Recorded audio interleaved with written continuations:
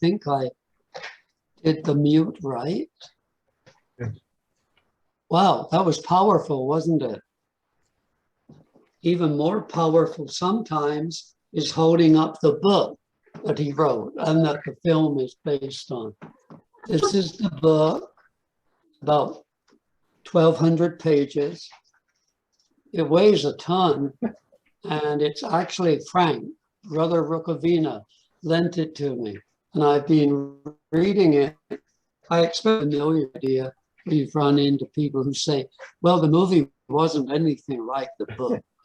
Or I like the movie much better than the book.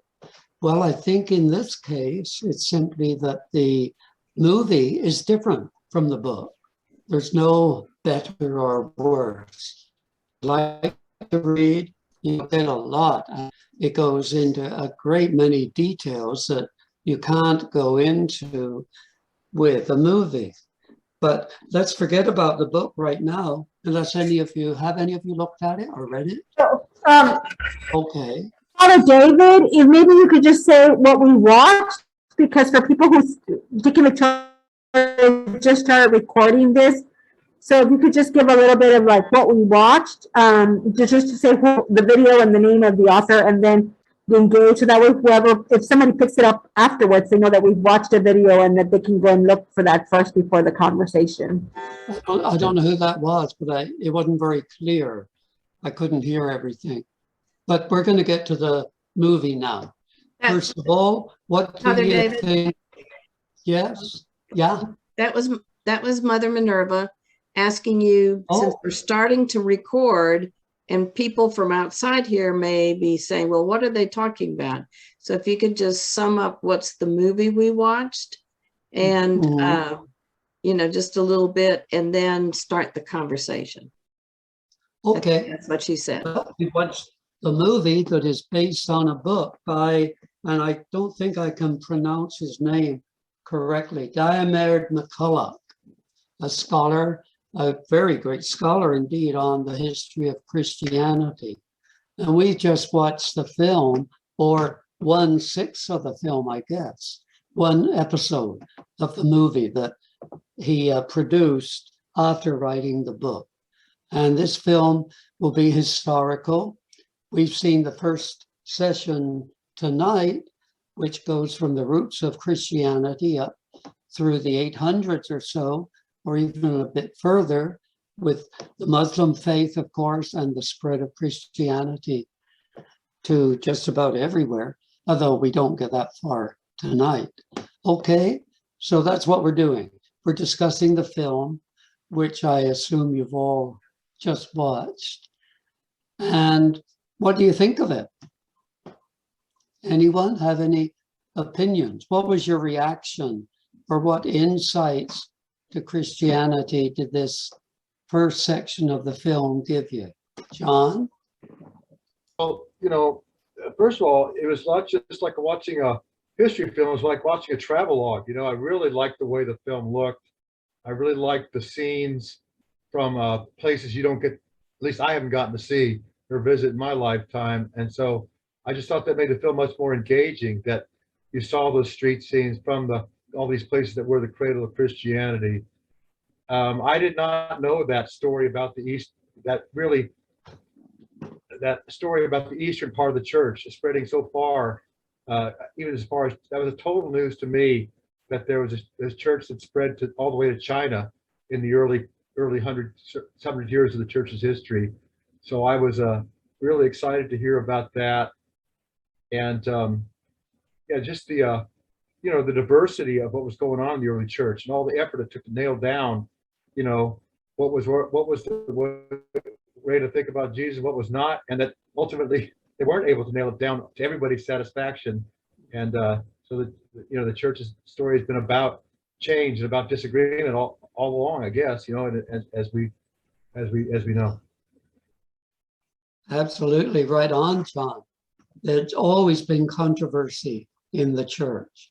One thing about the film, and I was interested in all the councils, but sometimes I didn't quite like the idea of them talking about the Council of Chalcedon while showing Lebanese or Iraqi people getting into an Uber or into a taxi. The very modern views we sometimes got, very contemporary views, while talking about ancient beliefs and historical facts. Well, sometimes it jarred me a little bit, but that's my opinion. The movie does, as you say, bring out all the differences in Christianity, all the different ways the faith can be practiced. In the book, it shows more how the faith can be believed in different ways also. Okay, anyone else? Your reaction to the film? Well, one of my reactions is that with the people at all these councils kind of need slapped up alongside the head by making such a big issue out of one point, whether it's water and oil or whether it's vinegar and oil or whatever, that they get stuck on that and miss the whole message of the thing, you know? It's kind of sad. But I was also impressed with the way that it influenced and got along with the Muslims and with the religions in the Far East. And it's a very good lesson in not to get stuck on a fine point of, I would call it theology, philosophy, or guessing, you know, of what it was. Very good. Yeah, thank you. I guess you are all familiar with talking about Frank's getting stuck on a little point recently of a Catholic priest in Arizona, was it? All the baptisms he's done over the years are supposedly invalid because he used the wrong pronoun. He used we baptize you instead of I baptize you. Well, maybe the Pope's got a point, but I fail to see it. That went all the way to the Pope. I thought so too. Yes, I believe so. It was his decision. They don't have enough useful things to do. No, apparently not. Okay, but back to the movie. Let's have some more. That was a great insight. Let's have some more. That's a local thing. I'm sorry. Okay, Lori. Yes, I really liked how they said the Eastern Christianity was a Christianity of dialogue and of merchants, not military. And when you think about, like we do with Sacred Ground, we hear a lot about how it bludgeoned its way, as he said, in the 19th century. And we've heard so many things about how the church has done things as it worked its way across the Americas in trying to bludgeon its way instead of the way it did in the East and trying to adapt and merge. Yeah. Yeah, very good. Great. Right. Yeah, I like the distinction between merchants and military. First of all, military is very much rank conscious, right? You're a private, a sergeant, lieutenant, all the way up to a general, and it's fixed, as it is so much in Western Christianity, certainly in the Roman Catholic Church, whereas merchants maybe are rich or poor, but they're much more of a cohesive, ordinary working class level of people. And that's the kind of missionaries, I think, that one would want into a country.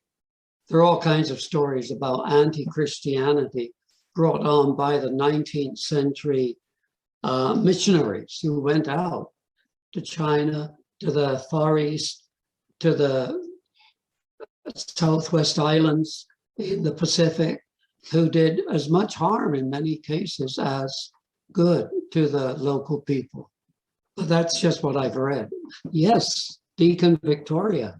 Well, two things. One is that I remember when I took church history at the Iona School for Ministry, that what I learned, well, the thing that really stuck with me is how the spread of Islam was done primarily through a military campaign across the top of Africa and other areas. So I didn't hear about that in this particular episode. But the other thing I had not known at all, I knew I knew there were rumors about Christianity going down to India, but I never heard about it going into China. That was just totally fascinating to me. Isn't it though? Or even there's a tradition that Christ himself went to India and taught or learned, but there's no real evidence. But right, going to China, there is evidence. Yes. And good old Timothy that we read about in the book of Acts, he's the one that went east, according to these traditions. Mhm. Yeah. I personally was struck by the how ritual has played such a part in all of these religions, and how they're similar, and how in some cases they're different. There's more use of art and literature and icons, but so yeah, so when you see a follower of Islam kneeling in the way they do, Roman Catholics, Episcopalians, we don't do it quite like that, but it's there. Yeah, absolutely. Even the reference to raising the host, the bread in communion, Yes. being a symbol of Christ All that. ascending, the ascension, I guess. I'd never thought of that before. Yeah, the symbolism in the Eastern Church, well, in all of Christianity, is really incredible. Yeah, and we need symbolism. We need metaphor. Absolutely. Okay. Any other reactions? Well, it's when you were talking about Islam spreading because of the military, it was part of the government there that had the military. And when you think Christians have done their biggest damage is when they were the head of Rome, or it spread with the military, with the expansion of the Western powers. It's expanded through the military, so that it was forced on a lot of people in a military way, that the way the military operates, Well, the extreme could be the Spanish conquistadores cutting off the hands of the Incas or whoever they had conquered in South America, because those people wouldn't pray like Christians. Yeah. You either prayed as a Christian or you had your hands cut off. Well, it seems to me it really takes part of our Constitution where it separates religion from the state, because most of the religions, when they spread by the army, are religions of the state, including the one to which we belong. Okay. Father David, just two observations, if I might.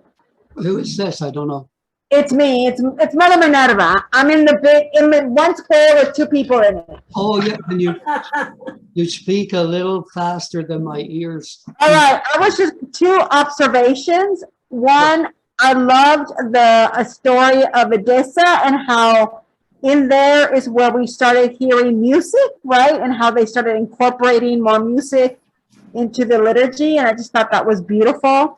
Then the other thing that struck me, and I don't know why it had never occurred to me and a lot of us, that it wouldn't make sense that when they left Jerusalem that they would go to Rome, because Rome was the empire that was destroying Jerusalem. I mean, why would they go to Rome where that's where the fire came from, right? It would make more sense that they would go east. And it just never occurred to me until he pointed that out, about how Paul had been killed in Rome, as had Peter. Absolutely.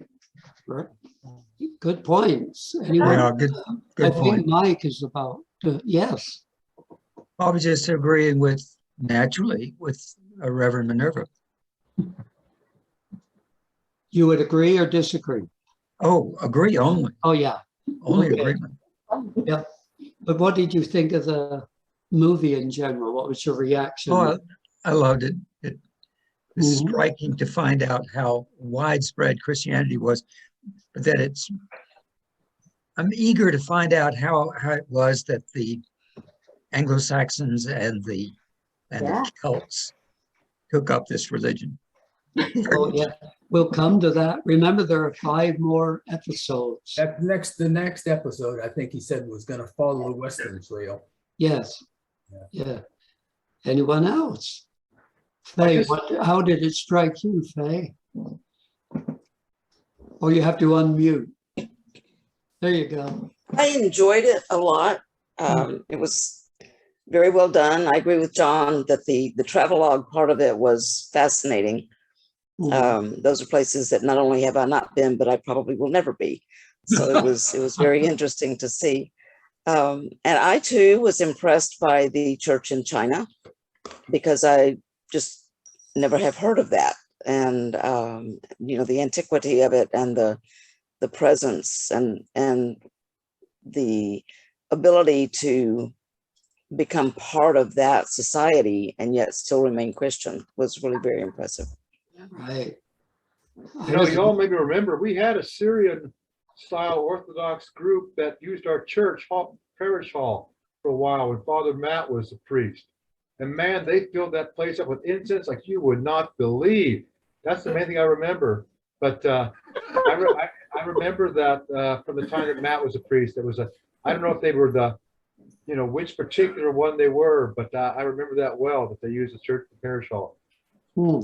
Yeah, I recall that as well. I was interested in the anger of that Chinese lady when they tried to approach the old ancient Christian pagoda. She wasn't going to have any of that, was she?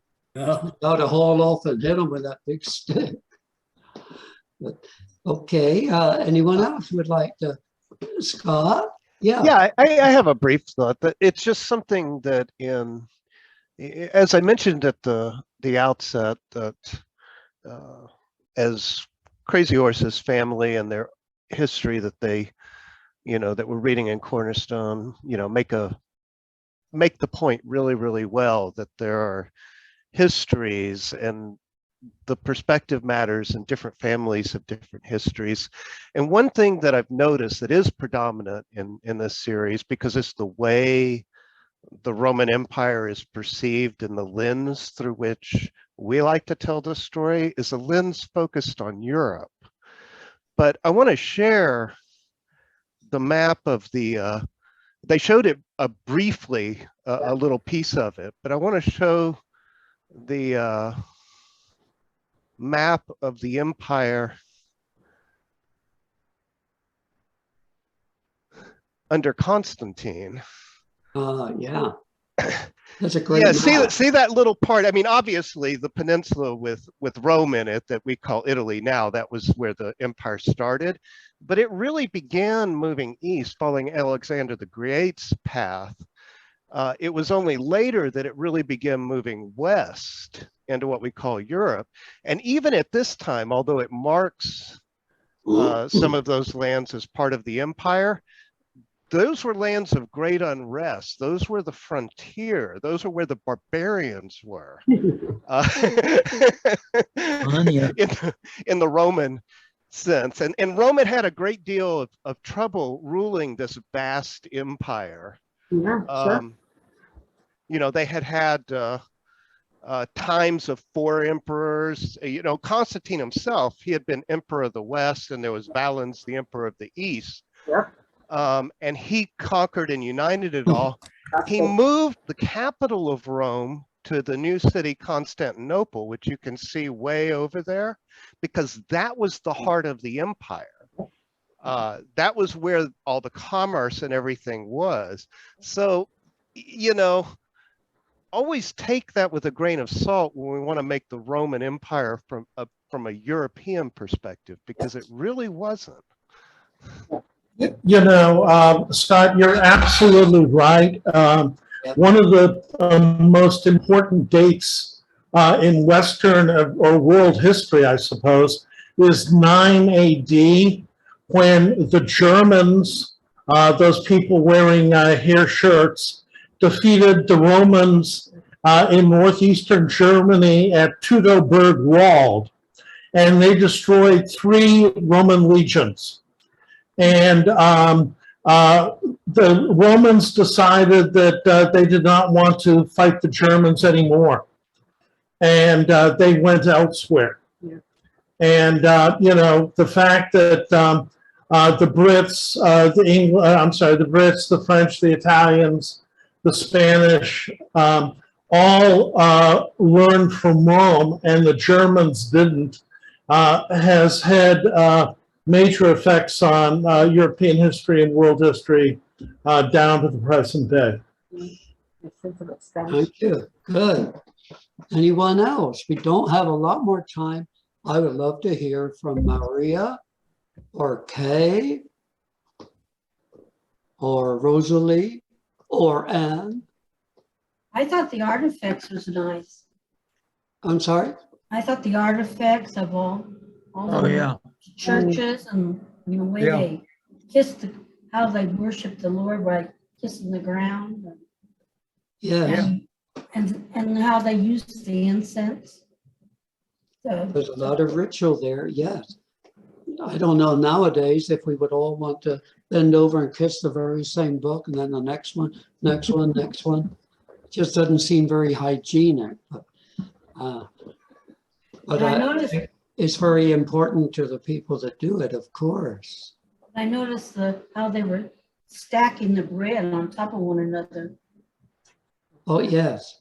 Well, David, remember, there are lots of Irish and non-Irish who kiss the Blarney Stone. So we have our own versions of that. I tried to do it. My back wouldn't quite get that far over. I managed to do it, but I was pretty well convinced I wasn't coming back up. That's how I felt. I didn't have faith in that. Kay, any opinions or reactions, I mean, to the film? Well, I came in about 15 minutes late to it, so I'm kind of curious what I missed there about maybe the beginnings, the very beginnings of the church. But I was struck too by all the modern imagery that we were seeing when he's talking about all this, you know, ancient history, but all you're seeing is the modern day people. So that was kind of odd. And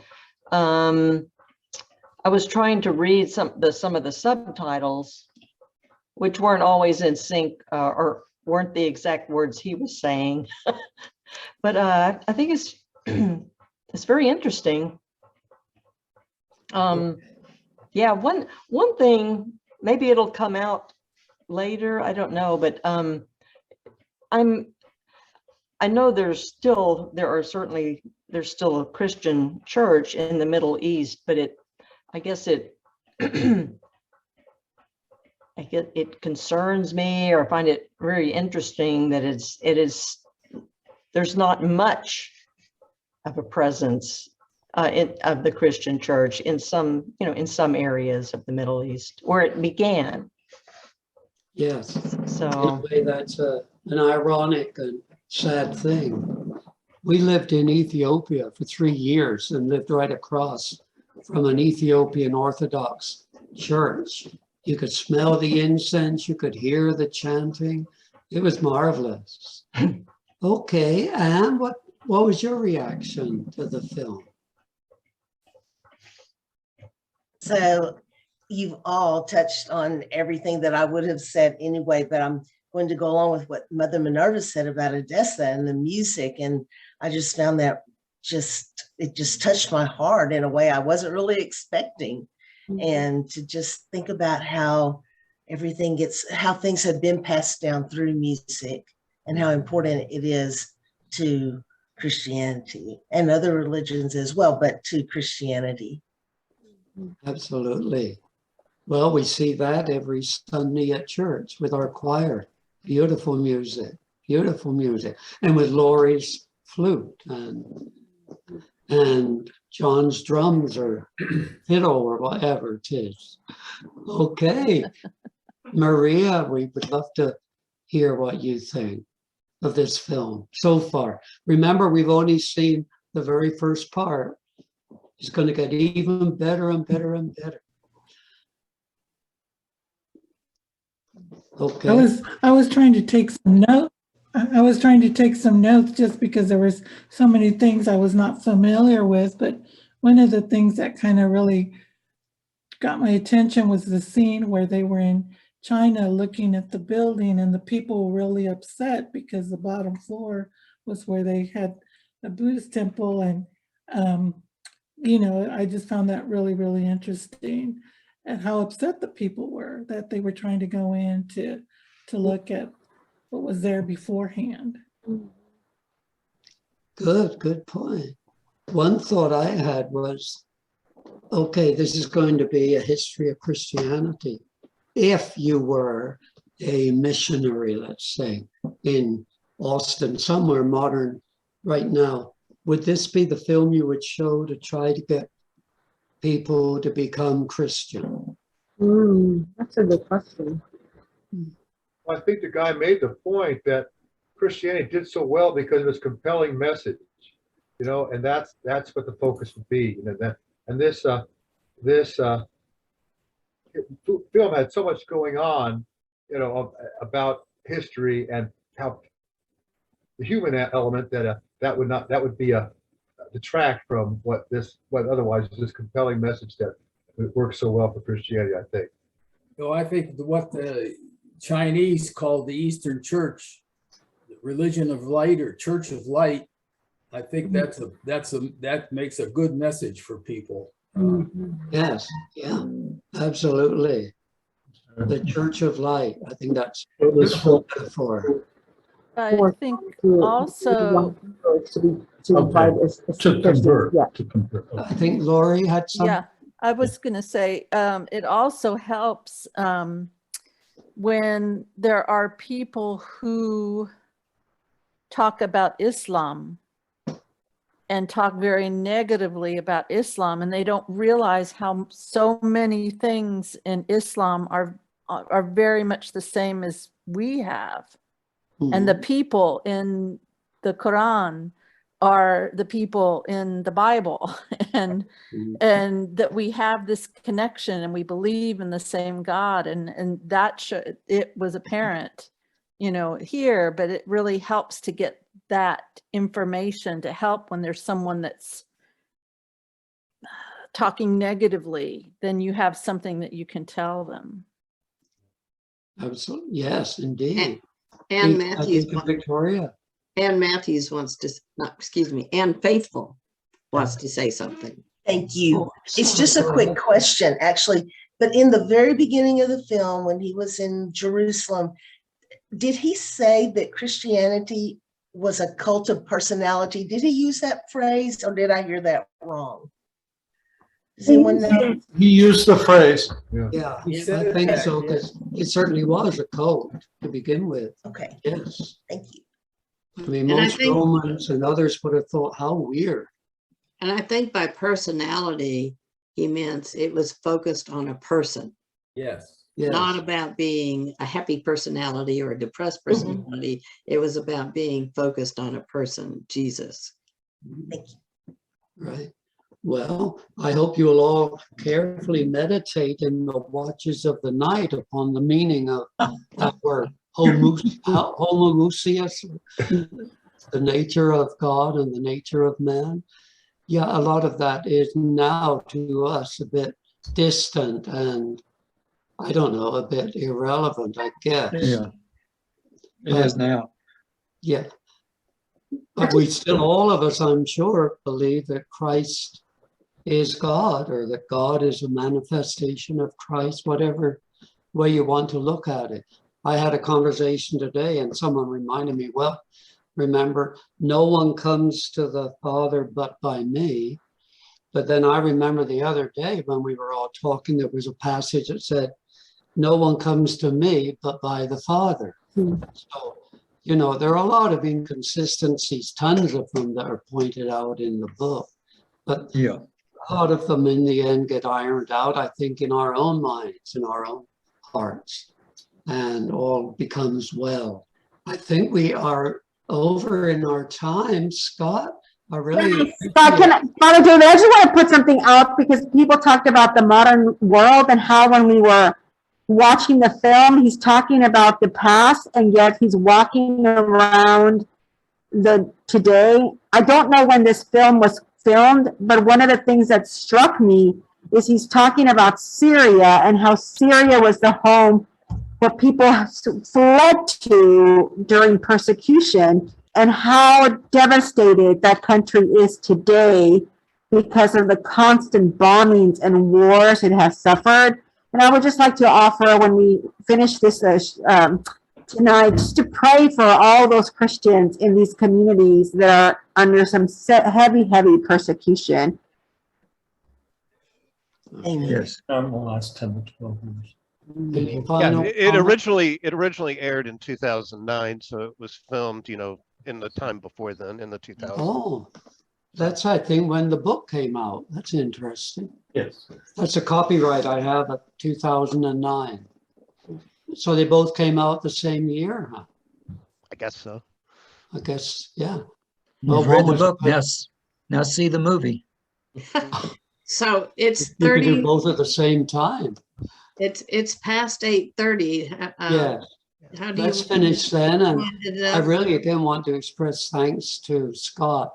I was still living in a bit of fear about whether the film would come on, but everything went smoothly and beautifully. Thank you. Yeah, it's Scott. wonderful. Thank you And I'm so sure much. it will next week too. Thank you, Scott. Okay, let me say a brief good night prayer and off we'll go. Let us pray. Heavenly Father, thank you for this time together. Thank you for technology that can show us all the ancient paths of your ways and bring them to us right now, today. We thank you for this fellowship, for the freedom to speak our minds, and for the love that permeates from Christ through all of us.